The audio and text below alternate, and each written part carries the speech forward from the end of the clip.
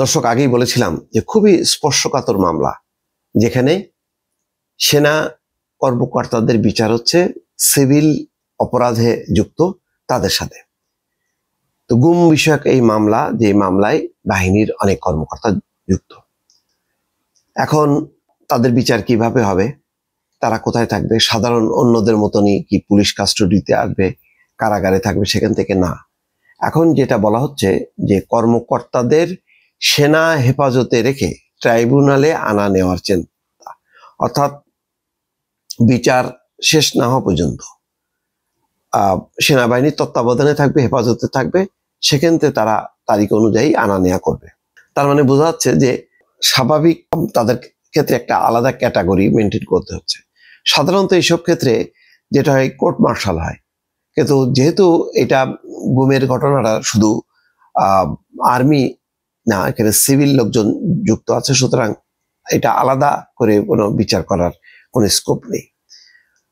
খবরে বলা হচ্ছে যে 15 জন কর্মকর্তাকে হেফাজতে নেওয়া হয়েছে মানবতা বিরোধী অপরাধে অভিযোগে। 3 মামলায় গ্রেপ্তারি পরোয়ানা জারির পর 15 জনকে হেফাজতে নেওয়া হয়েছে। তাদের বিচার শেষ না হওয়া পর্যন্ত সেনাবাহিনী নিজেদের হেফাজতে রাখতে চায় বলে সংশ্লিষ্ট সূত্র জানায়। এই বিষয়ে সেনা কর্তৃপক্ষের একটা ভাবনা হচ্ছে, বিচার শেষ না হওয়া পর্যন্ত আসামি হওয়া এইসব কর্মকর্তা সেনা হেফাজতে থাকবে। মামলার নির্দিষ্ট তারিখে সেনাবাহিনী এদের আন্তর্জাতিক অপরাধ ট্রাইব্যুনালে হাজির করবে। আদালতের কার্যক্রম শেষে আবার হেফাজতে নিয়ে যাবে। এই বিষয়ে জানতে চাইলে আন্তর্জাতিক অপরাধ ট্রাইব্যুনালের চিফ প্রসিকিউটর তাজুল ইসলাম বলেন, আদালত গ্রেপ্তারি পরোয়ানা দিয়েছে। আইন অনুযায়ী কোনো আসামিকে গ্রেপ্তারের পর অনতিবিলম্বে আদালতে হাজির করতে হবে। এরপর আদালত সিদ্ধান্ত দেবেন তাদের কারাগারে পাঠাবেন নাকি জামিনে দেবেন। তবে সরকার চাইলে কোনো স্থাপনাকে কারাগার ঘোষণা করতে পারে। সেক্ষেত্রে আসামিরা কোথায় থাকবেন সেটা আদালত নির্ধারণ করবে। অর্থাৎ আদালত ছেড়ে দিচ্ছে, যে আদালত বলবে যে ঠিক আছে, সেনা হেফাজতে যেখানে আছে সেটাই হচ্ছে কারাগার, এটাও বলতে পারে। আইন মন্ত্রণালয় সূত্র বলছে, সরকার যদি কোনো বাড়িকে সাবজেল বা উপকারাগার ঘোষণা করে সেখানে মামলার আসামি রাখতে পারেন।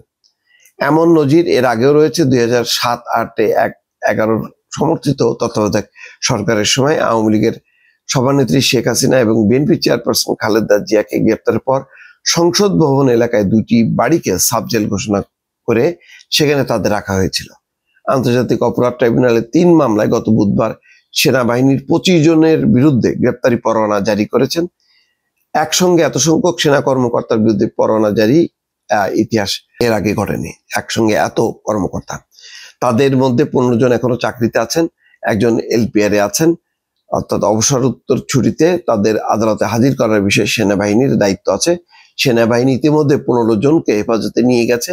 একজন আত্মগোপনে চলে গেছেন, তিনি হলেন major general Kabir Ahmed, DGF এর সাবেক এই পরিচালক। সবশেষ সিলেট সেনাবাহিনী স্কুল অফ ইনফ্যান্ট্রি অ্যান্ড ট্যাকটিক্সের কমান্ড্যান্ট পদে ছিলেন। এর আগে তিনি ক্ষমতাচ্যুত প্রধানমন্ত্রী শেখ হাসিনার সামরিক সচিব ছিলেন।